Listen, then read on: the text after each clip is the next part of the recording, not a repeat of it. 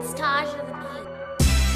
And welcome, ladies and gentlemen, boys and girls, guys, gals, and non-binary pals to another episode of All the Above, the show that gives you an unstandardized take on education. I'm Jeffrey Garrett, one of your co-hosts, and I've been a high school social studies teacher and a middle and high school principal. And as always, I'm joined by Manuel Rustin, your favorite teacher's favorite teacher. I'm a high school history teacher, and this is All the Above, a show that gives you the latest news and analysis on all matters related to education, because mainstream media outlets are too distracted by the president's tweets to talk about our schools.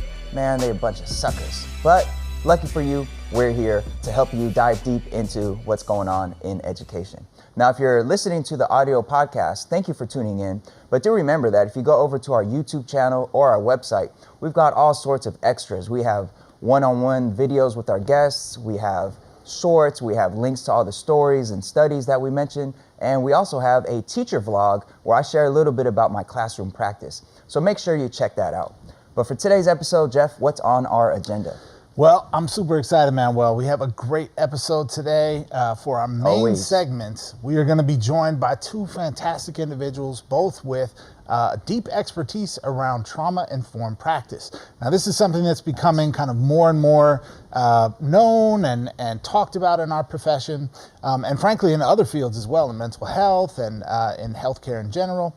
But we're going to really dive deep into the lens of trauma-informed practices in schools and what the implications are for this work in school settings when we're dealing with students who are struggling with issues related to trauma and adverse childhood experiences. So it's going to be a good one. You definitely want to stick around for it. Hold up, I just got a notification. Oh, yeah. Man, did he really just tweet that? Does he know how to spell? Does he have autocorrect? We just talked about this, man. Just because it's in all caps doesn't mean that it's But look important. how he spelled this. Here, all right. Presidential with a S-I-A-L at the end. All right, let's talk about education. Up next is our Do Now.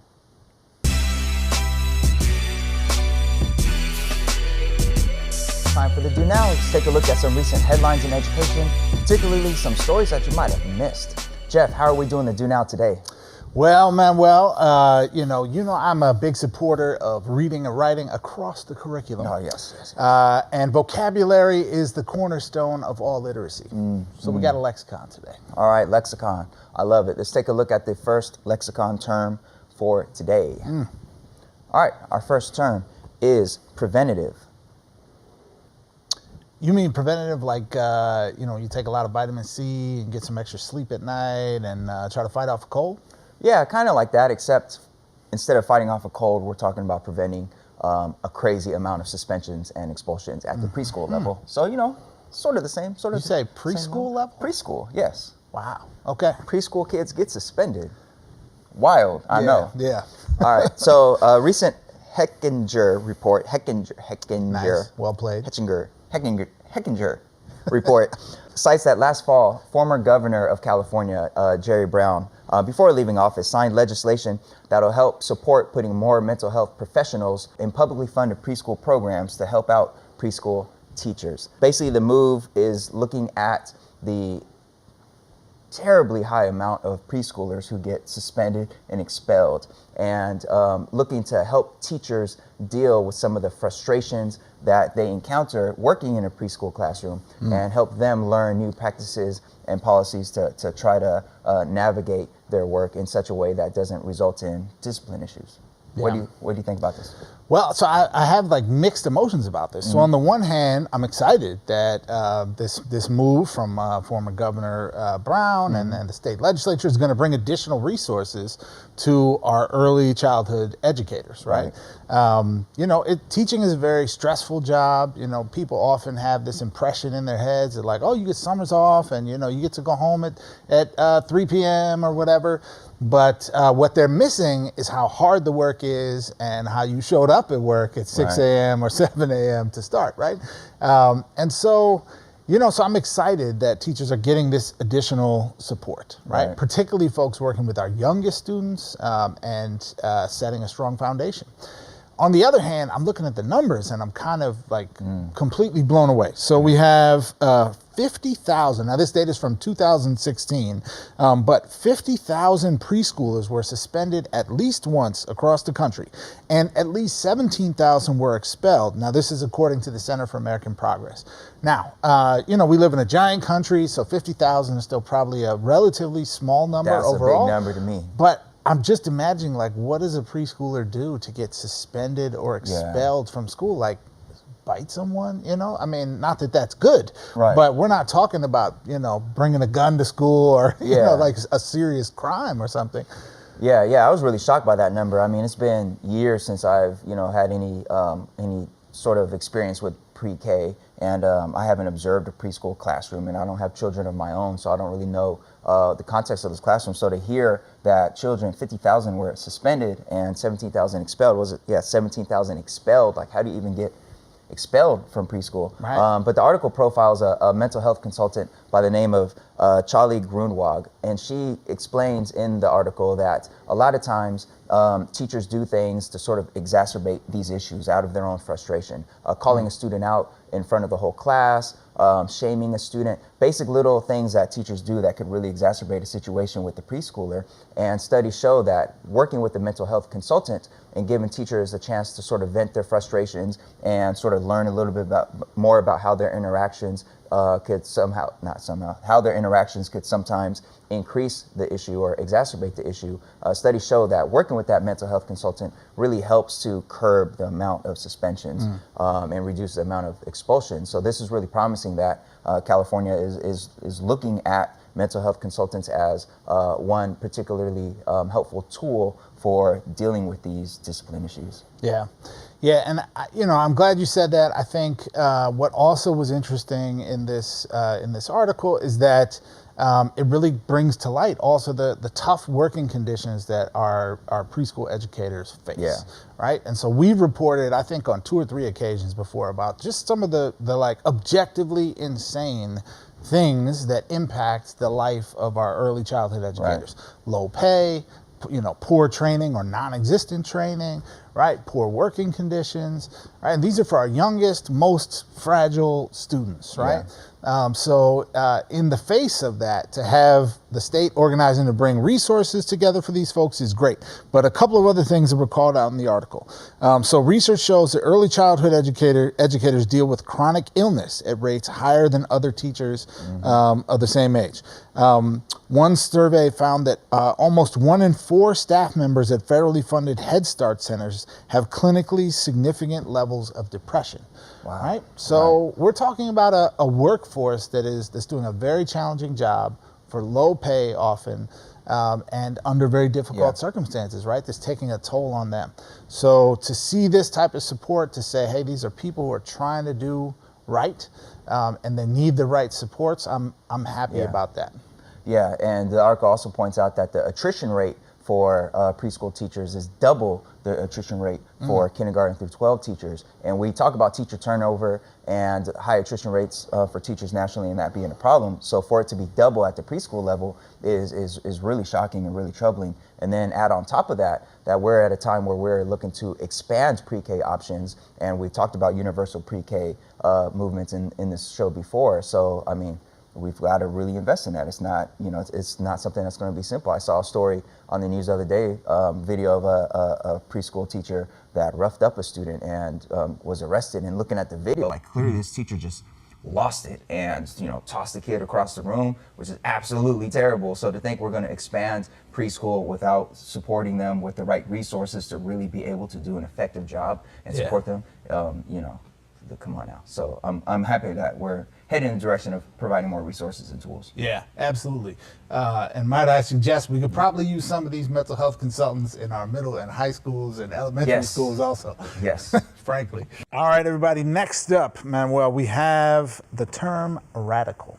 Radical like 1980s surfer California lingo, like, wow, man, that's radical, man. Totally radical, dude. Yeah, there you go. No, not that kind of radical. Okay. We're talking about radical as in political radicalism. And a fascinating recent article was put out by the Associated Press profiling a very unique course being taught at Thomas Worthington High School in Worthington, Ohio. Now, this is a community just outside of Columbus. The course, which is called U.S. Political Thought and Radicalism, or lovingly called PolyRad, I appreciate that, for short, involves teachers inviting in members of America's radical political groups to engage with the class. So to give you some context, groups who've come in include the National Socialist Movement, the Weather Underground, and the Revolutionary Communists. So students study the speakers ahead of time.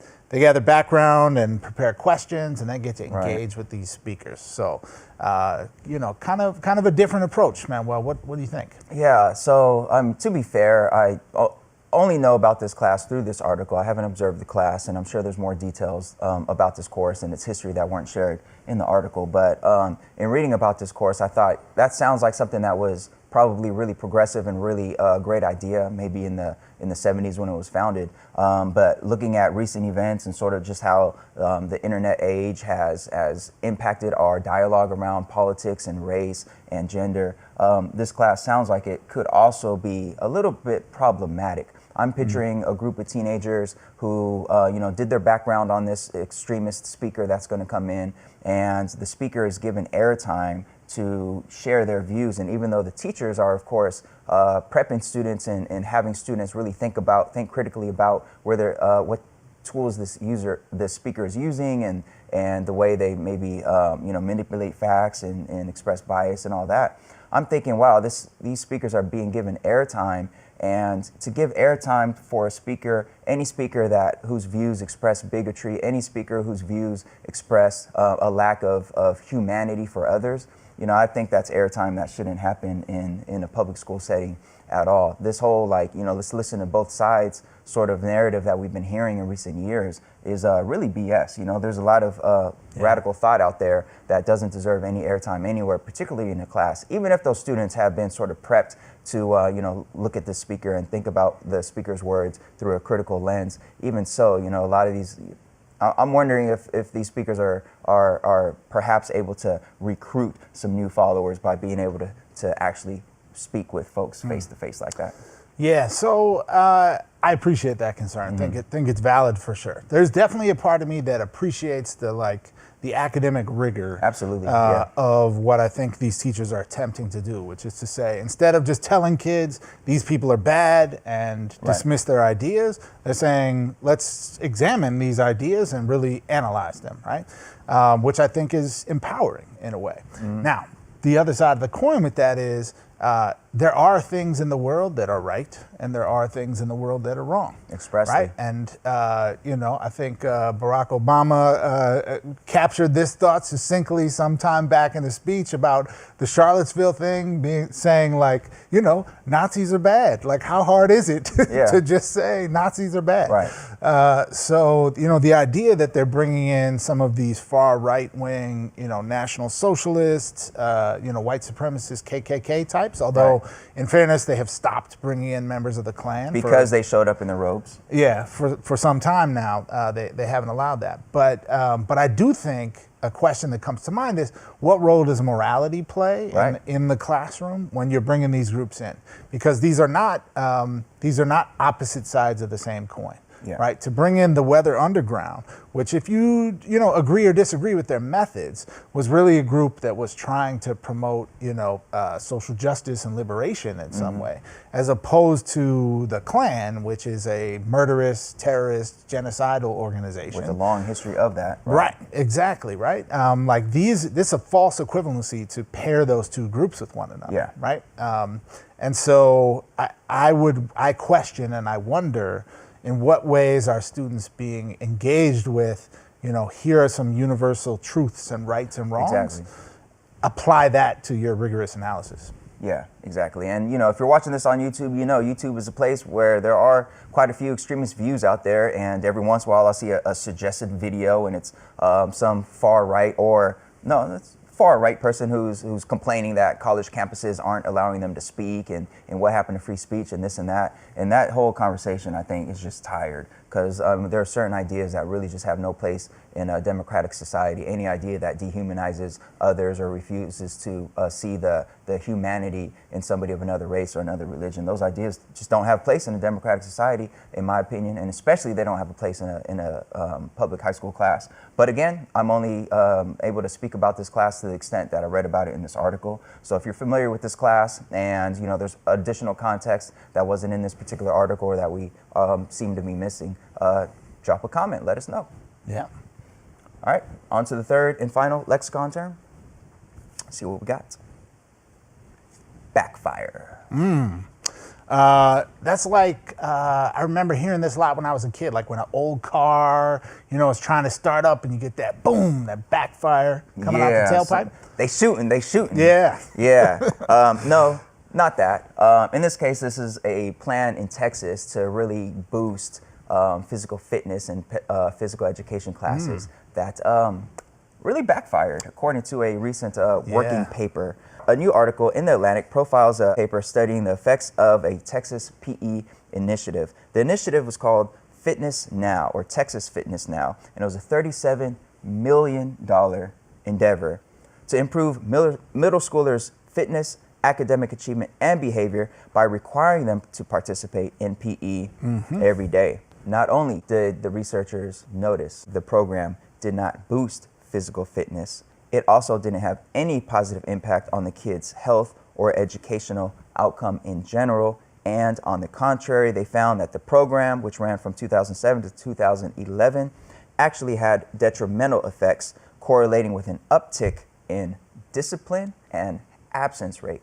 $37 million to boost PE, require it daily of middle schoolers, and they saw absenteeism go up and uptick in discipline problems. Jeff, what happened? How did this backfire? What's going on? So before I answer that question, I'm gonna say, I'm not mad at the effort to boost physical fitness and get kids moving. Yeah. You can drive down any street in America nowadays. When was the last time you had to stop because kids were throwing a ball or playing tag or anything in the street? Can you remember the last time you had to stop for some kids? Absolutely not.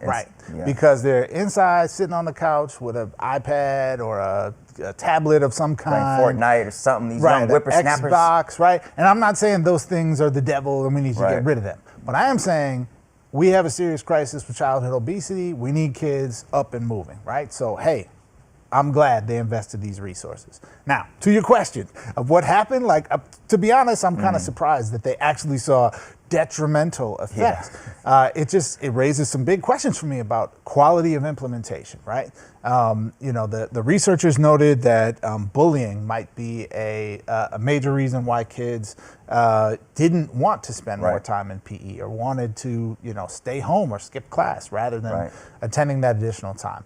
And I'm saying that I think falls on the adults involved, right? We need to have enough structure in PE class and a strong enough student-teacher ratio in PE class and well-trained enough teachers in a PE class to make sure that what's taking place is not bullying, but is some actual physical education, right? That's what the PE stands for.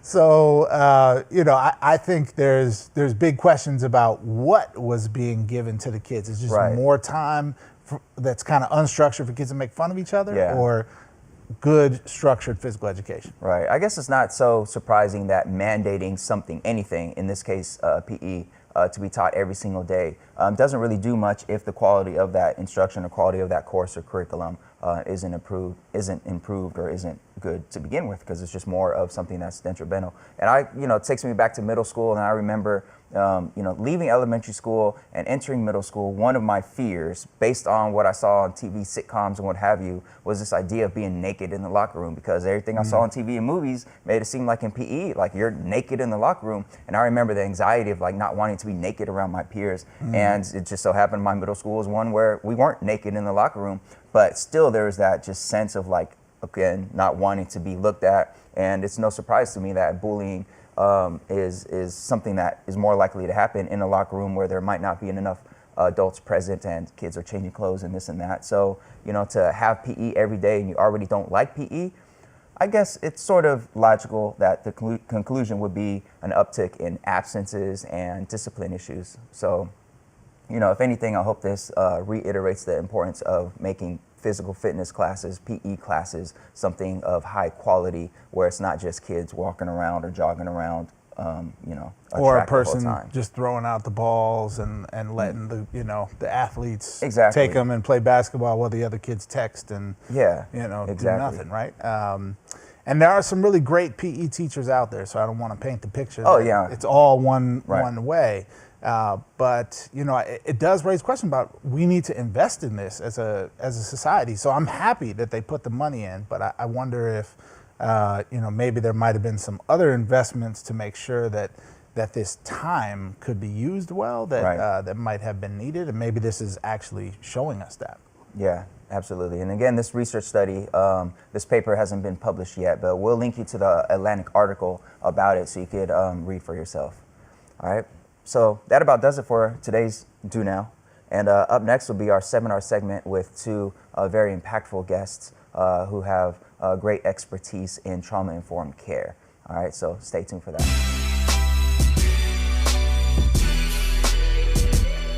A growing consensus among educators, healthcare providers, community groups, and politicians is recognizing that students' mental health is not only every bit as important to their ability to learn as is their physical health, but also may warrant substantial shifts in how we allocate resources to schools.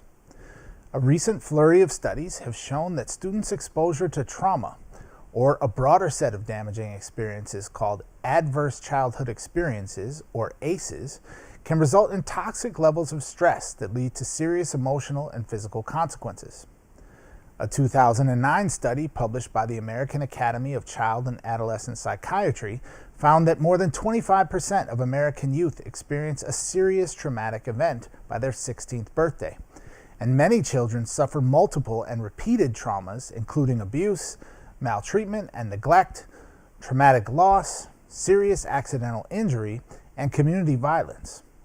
And right here in Los Angeles, a 2014 screening of Los Angeles Unified students found that 88% reported experiencing 3 or more traumatic events in their lifetime.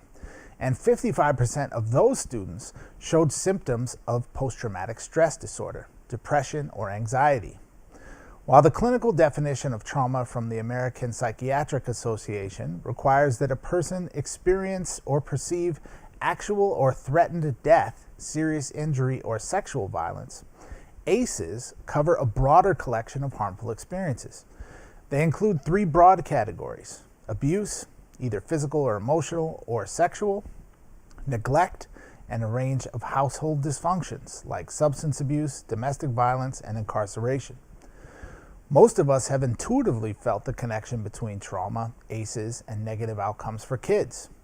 We've all known someone who acted out after their parents got divorced, or who developed anger issues as a result of an abusive parent, or who turned to substance abuse to self-medicate. What more recent studies have helped us understand is that beyond the obvious, intuitive connections between trauma, ACEs, and problematic behaviors, the ripple effect of these experiences on the life trajectory and physical health of children over time is more troubling than we thought. Research suggests that children who experience multiple traumatic experiences, or ACEs, are significantly more likely to experience a host of negative life outcomes, including physical illness like type 2 diabetes and heart disease, physical disability, and even early death. And when we compound these impacts with the social, mental, and economic toll of things like racism and poverty, many students in American public schools are facing mental health concerns that may be at least equally important to determining life outcomes as is their academic progress. Thankfully, we are learning more about both the neuroscience of trauma and how it affects the brain, and how to implement trauma-informed practices in schools that help mitigate some of the impacts of trauma and ACEs. This is a relatively newly codified set of practices, but certainly builds upon the cultural knowledge of communities heavily impacted by trauma for generations. Today, we take a deeper look at the impacts of trauma and adverse childhood experiences on America's children and schools. How do trauma and ACEs present new challenges for American educators? And what role can trauma-informed practices play in helping us address these urgent issues?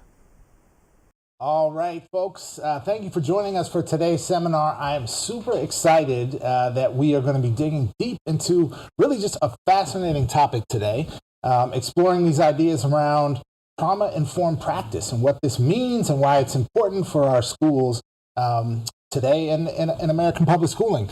We have two amazing guests with us that I'm super excited to have here and to introduce to you. So I'm going to start immediately to my left. Here we have David Adams. David is here with us all the way from New York City. He is the Director of Social Emotional Learning for the Urban Assembly, which is a nonprofit that has created and supports over 20 public schools in the New York City Department of Education. These are schools that serve intentionally communities that have been long underserved by the school system. David's work ensures that educators are supported in developing social and emotional skills, in developing those skills in their students to ensure that they are able to succeed in school, in their community, and in life.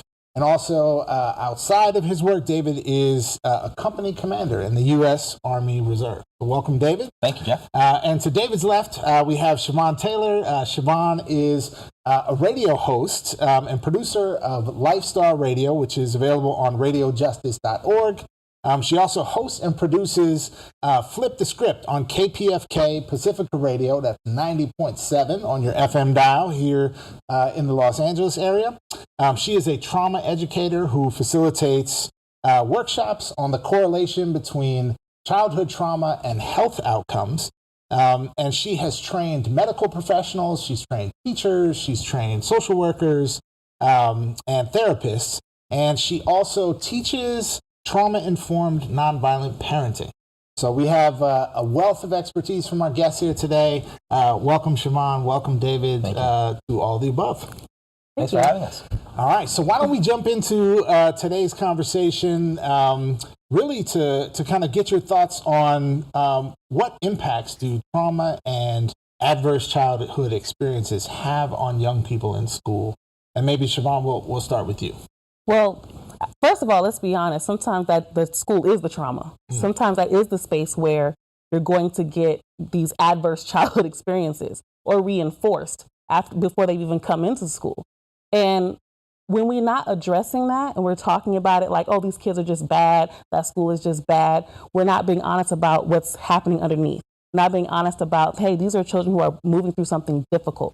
So when they get into our classrooms and we only see it that way, now all we're doing is pushing the complete dominant paradigm in our classroom. Like, hey, you're a problem. We need to fix that by punishing you.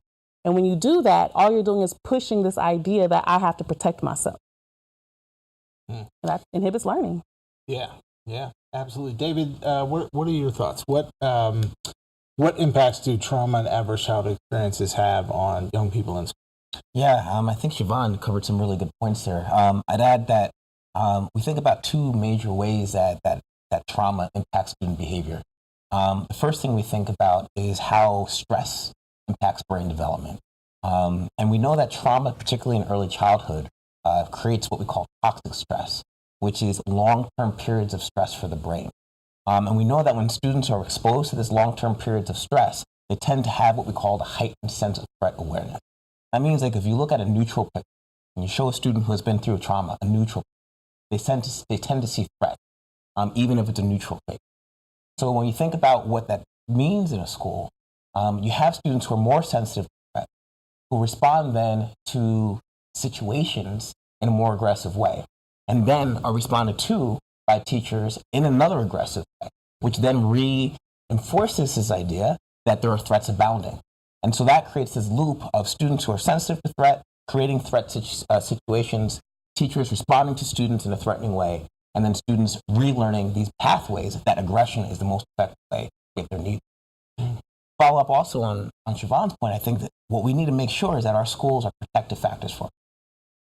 We need to make sure that our schools are things that protect our kids from the types of risks that support trauma. And we do that in two ways. Number one is we make sure they have trusting and loving relationships with adults. And number two, we make sure that they're exposed to things like social and emotional development and have an opportunity to express their emotions. Yeah. So you're making me think of something I heard Siobhan say before, which is this idea that a student's behavior is telling a story. And I'm wondering, Siobhan, if you can maybe say a little bit more about that and what that means in this world of kind of understanding trauma-informed practice. So when you have a trauma-informed approach, you're coming at it from perspective of looking at the behavior as communication, not as something that needs to be fixed. And a lot of times we miss a lot of key things happening for children in the story that they're telling because we want to correct the behavior. A lot of times you'll have people who tell you things like, oh, well, this way worked. This was effective. The definition of worked was compliance, not healing. So when we are missing that, we're missing out on opportunities for healing. And it's not just the children. The other thing is, it's not just the children that we look at and say that they're misbehaving. It's also the children that are compliant. And we miss a lot of things that are happening for the quote unquote compliant child because the kid that wants to sit in the back doesn't participate. They could be moving through something, but we're so busy trying to focus on correcting behaviors. So, oh, well, that kid's good. That kid's not a problem. That kid's okay. And then now we're not paying attention to other signs that there might be spaces where we could be a space for healing. Now, like a lot of adults who teach in schools that serve marginalized communities, I myself, having worked with a whole host of students who have had adverse childhood experiences and traumatic experiences in their life, as I develop that relationship with them and as I try to understand the way their past trauma is affecting their behaviors in class, oftentimes I find myself feeling some sort of weight or some sort of I don't even know hardly how to explain it, but I feel like the more I work with students who've experienced trauma, sort of the more it affects my mood and sort of my own experiences in the classroom. So I was wondering if either of you could speak a little bit about how working with children who've experienced these traumatic experiences, how that impacts the adults who are working with the student. So a lot of times when I'm coaching teachers, I always remind them that's that thing that we keep hearing, that's our favorite word, self-care. That's actually important. And being able to check in with yourself. And a lot of times we want to go in and heal, and we haven't actually addressed whatever it is before we're dealing with before we even go in the classroom. And so that is often the energy that we come in with. Even if we claim we want to heal, we end up pushing students away because we're in a whole different headspace. And let's be honest, hearing these stories a lot of times for the children that we work with is in itself traumatic. Sometimes that's difficult, especially if it's triggering for you. So I always recommend, before even dealing with the situation, check in with yourself. Why does this behavior trigger me?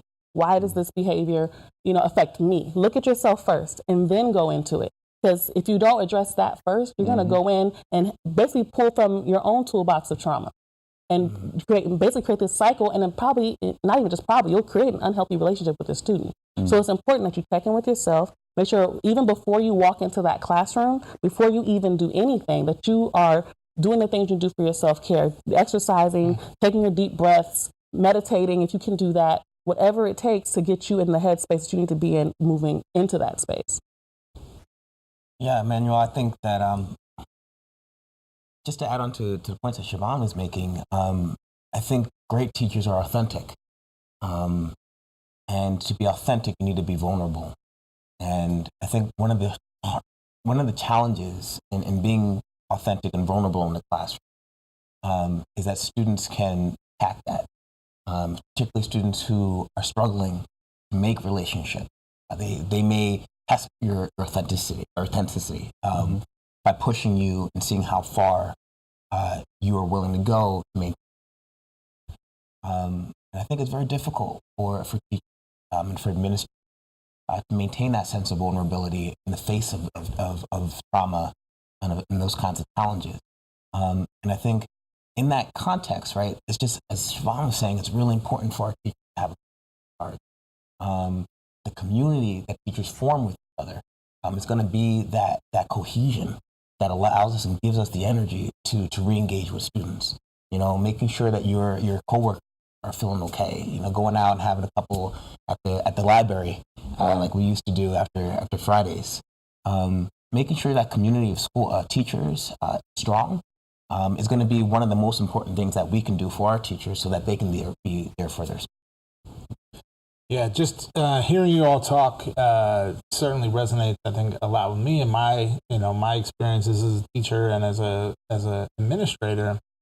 Thinking about the role that the secondary trauma, the vicarious trauma that educators and caring professionals, I think of many sorts, experience with their students, their patients, their clients.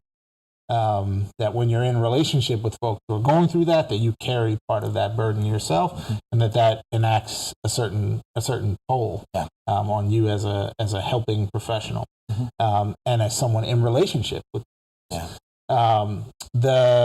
The thing it makes me think about is also the sort of implication of that on how we allocate resources in our profession, right? And we think often, nowadays equity is like very much a buzzword in many circles in education, and I'm not mad about that, just to be clear. But I think sometimes we maybe lose sight of like, what does it really cost to have highly segregated schools where we have highly concentrated pockets of trauma and adverse childhood experiences. And so not only just the sort of services and things we need to get for the students to make up for all these historical and present day wrongs, but also the adults who are working in that context, and the additional weight that they carry, the harder work that they do than some of their colleagues who work in a situation where maybe that burden is less.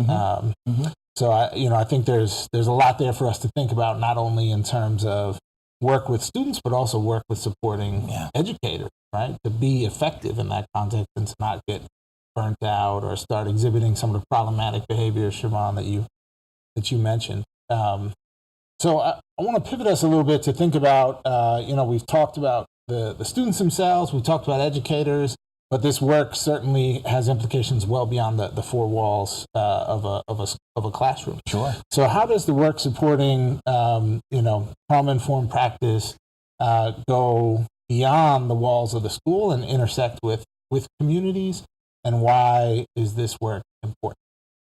Maybe David, we'll start with you. Sure. So I mean, it's not a burnt out saying that it takes a community to raise a child. It's the truth, right? I have two sons of my own. My parents come over every morning to take them to the school. They take care of them after school. My brother lives around the corner, make sure that, whenever they need something, they support it. Our communities are either the things that push our students up or pull them down.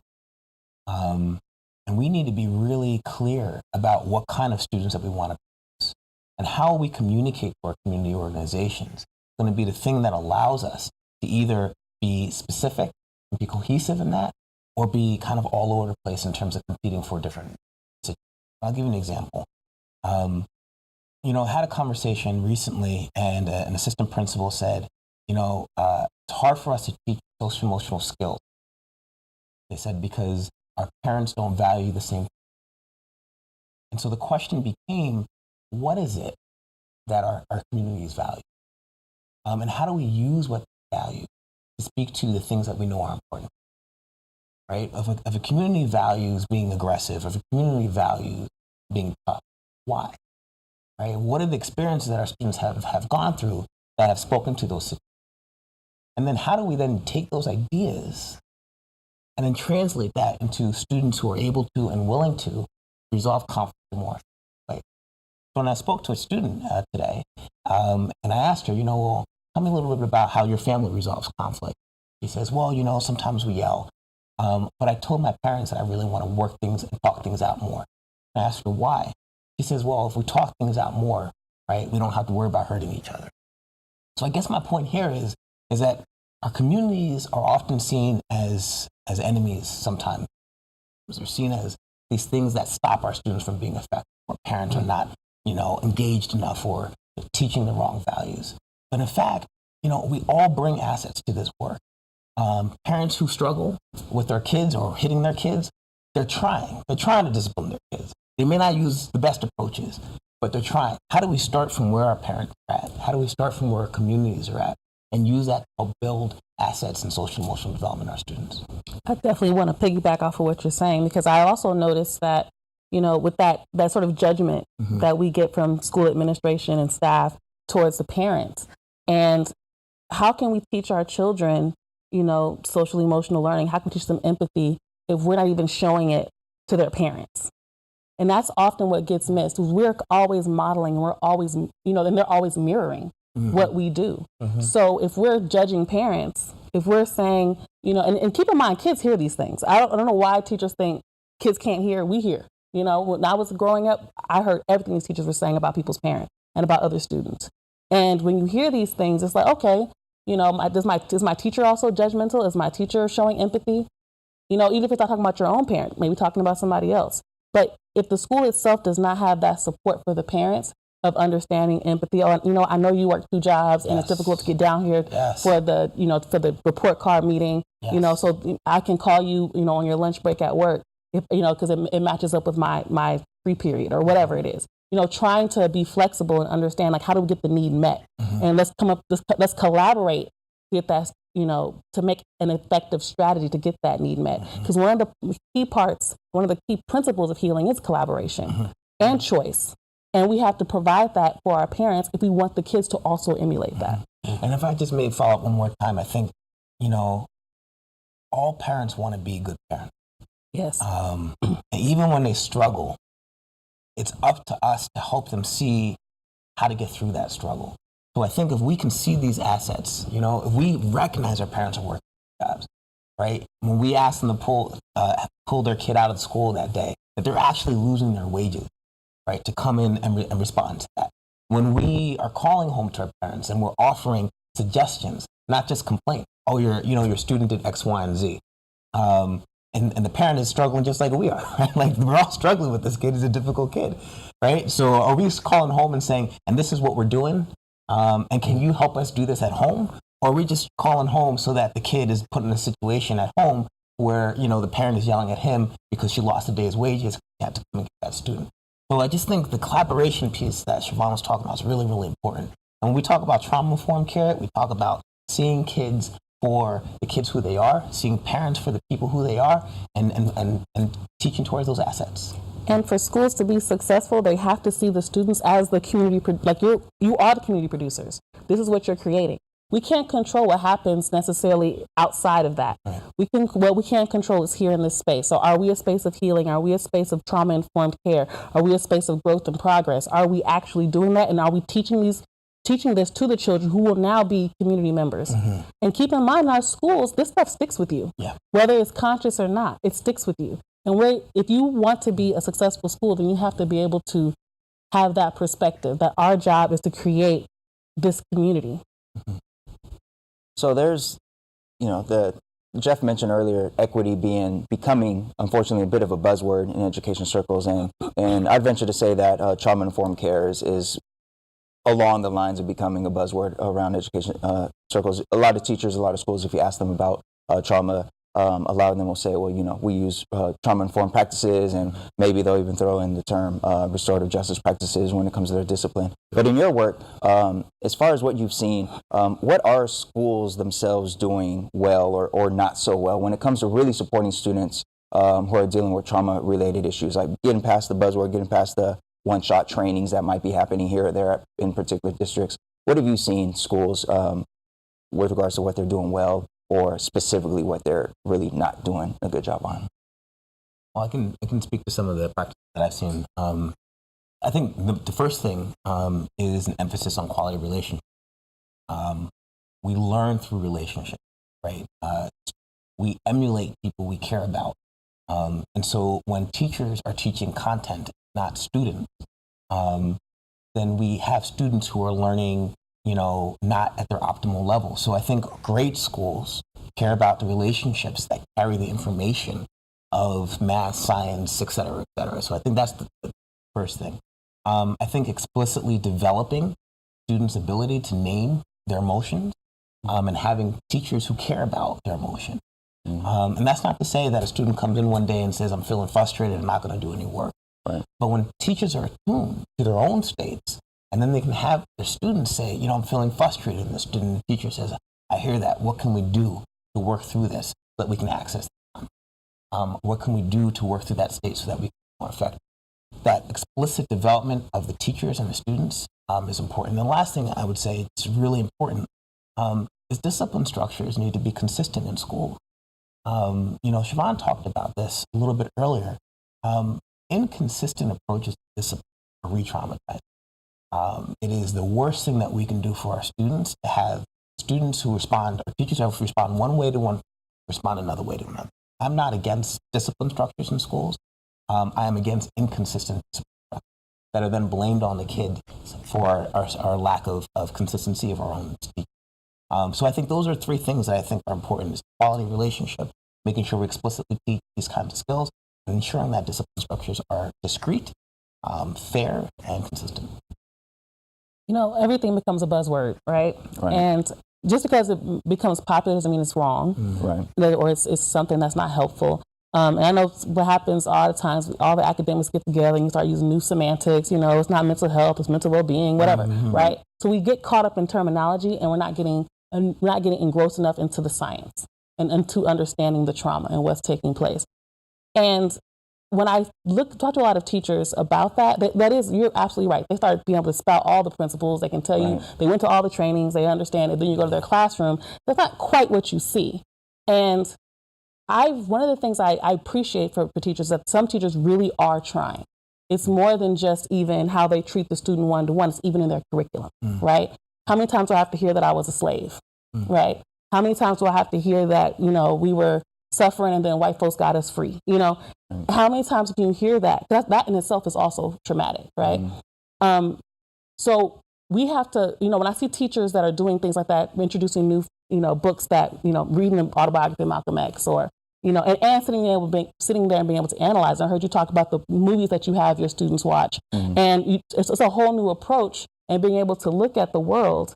And I see teachers do things like that. I'm like, okay, that is a part of it. Also, some teachers I'm noticing have peace corners, especially in a lot of the elementary schools. You're seeing that now, where instead of where we used to have the dunce cap timeout sit in the corner, now we're seeing peace corners. Do you need some space? Do you need some time? And they have a little basket there with paper so they can tear it, or bubbles that they can blow, or things that they can squeeze. And sometimes they'll have if there is a teacher's aide, they can sometimes go outside with them and run around with them, let them come back.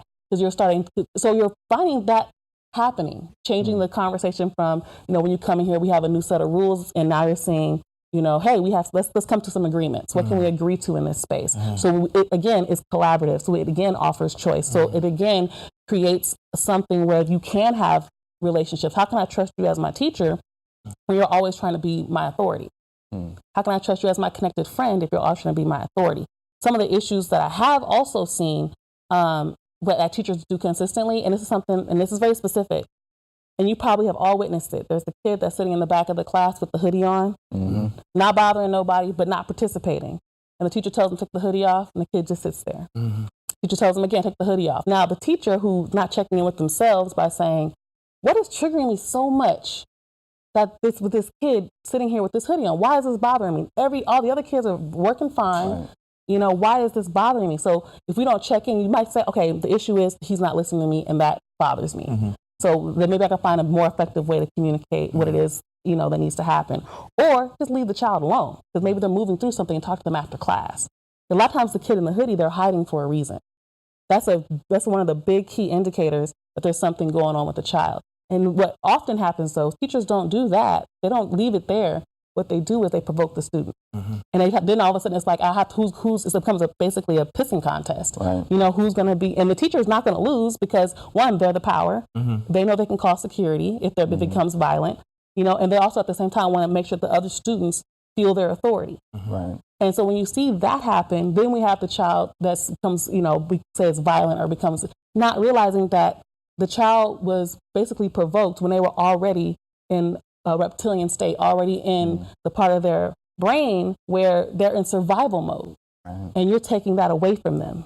Let me just catch one more point. As an example, there's a student recently arrested for not standing up for the Pledge of Allegiance. I saw that. I was just thinking of the exact same. You want to take it? As a matter. No, go ahead. it's all you. Go ahead. You're the guest. That was the point, you know, where first of all, there's nothing wrong with not standing up for the Pledge of Allegiance in America. That is our right not to do so.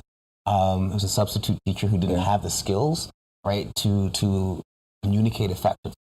Then created a situation that escalated with the student that led to that student being arrested. So, you know, I just want to speak to that space. What kinds of cues do teachers know to check into students? The difference between, you know, is everything okay, right? Or, you know, what's going on? And do the thing that I need you to do. The first is an invitation. The second is a directive, right? And we give invitations before we give directives. So those are kinds of things that we could develop with our teachers to speak to Siobhan's points, that we're not arresting kids for nonsense that could have been avoided through effective communication and teacher development. Yeah, I think David, the only thing I would add to that is, on top of the teachers' issues, which I think you named in that situation, there had to be a dean, an administrator, a principal. I got to back up my teacher. Who actually called the police, right? Who actually saw to it that that interaction took place. Yeah. And then there was presumably a prosecutor who actually was involved in filing charges against this 11-year-old child who, you know, who somehow wound up in custody with charges pressed over not, you know, standing for the Pledge of Allegiance. And that's what Siobhan said. She said, we have to make sure that our schools are not places that are also traumatizing. Yeah. And that means we got to do better than this. Yeah. Right. Yeah. So I think we're going to have to put a pin in it there, even though it feels like we... How dare you, Jeff? Like this is one of the highest powered guests panels that we've had. So I'll tell you what, though, we will have, folks, one-on-one conversations in our episode extras with both of these folks, where we're gonna dig deeper into these issues and also get into some of the things that maybe educators can do to better address the issues than perhaps some of our systems are doing currently. In addition to just learning a bit more about these two fascinating experts and their stories and how they came to be doing the important and critical work they're doing now. So I definitely want to thank Siobhan Taylor, radio host and trauma educator, and David Adams, Director of Social Emotional Learning at the Urban Assembly in New York City, for joining us today. Thank you so much. Thank you for having us. Yeah. So if you're listening to the audio podcast, you're going to have to head over to our website for those one-on-ones, because that's not included in this podcast, because, you know, those are bonus material. So you're going to do a little bit of homework and head over to aotashow.com or our YouTube page, our YouTube channel, YouTube/all of the above, to see those one-on-ones, because there's a lot more to discuss here for sure.